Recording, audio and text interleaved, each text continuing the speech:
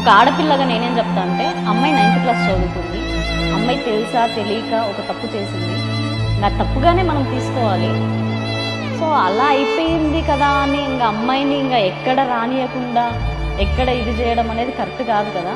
ఇంట్లో పండుగలు చేస్తూ ఉంటారు కదా, ఎల్లమ్మ పండుగ అది ఇది సంథింగ్ అని, అప్పుడు వాళ్ళు పిలిస్తే వెళ్ళొద్దంట.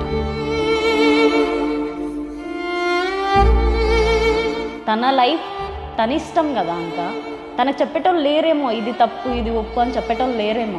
సరే అయిపోయింది, అయిపోయింది. తను బాధపడుతుంది, తన బాధను తెలియజేయడానికి ఇంటర్వ్యూ చేస్తే కూడా ఇంటర్వ్యూలో కూడా ఇంకా నెగిటివ్ చేయడము,